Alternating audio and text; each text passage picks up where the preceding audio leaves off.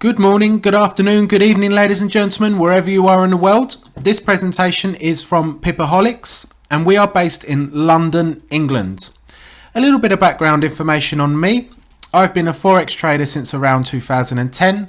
Currently trade the forex market as a full-time occupation. I'm the author of the international selling book Investment, Economics and Risk, and after getting a degree in economics and maths, I have studied risk at master's degree level. It will be my pleasure to take you through this opportunity that we've spotted in forex markets. If you would like similar setups to the one that you're about to see, then please follow us on Facebook, Twitter, Instagram, and subscribe to our YouTube channel, as sometimes what we do in the week is we will post updates on these trades. Good morning, good afternoon, good evening, ladies and gentlemen. This is a midweek update from our weekend video where we recommended a sell in the Euro New Zealand dollar market.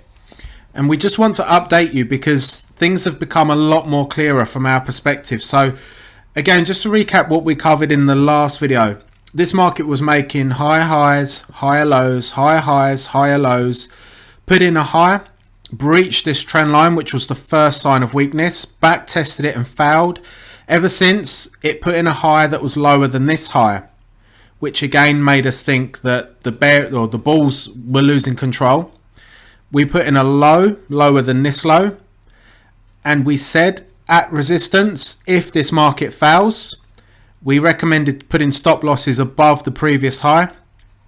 And we said if this market fails, then what we expect is a lower low than this low. So far, what the market managed to do was the market managed to close above the trend line, but then it was met with massive selling pressure. And so far, we're putting in arguably a engulfing pattern on these two candles, which is another sell signal, providing we can close where we are at the moment. We've got a couple of hours left of trading this evening, but we believe that this market can fall a further 5,800 pips, which is massive movement in this market. So what we are looking at right now is potentially a head and shoulders pattern. This, I believe, is the neckline. So I would suggest that around 1.65, which will take you down to the bottom of the neckline, is imminent. Possibly this week, possibly next week. Timescale's a little bit difficult because the market will be watching this and they will see what a fantastic selling opportunity. The market is now making lower lows and lower highs. It's failed at resistance, engulfing pattern. It would not surprise me to see a big down day tomorrow, but markets always surprise us, don't they? So again, we think that 1.65 is imminent.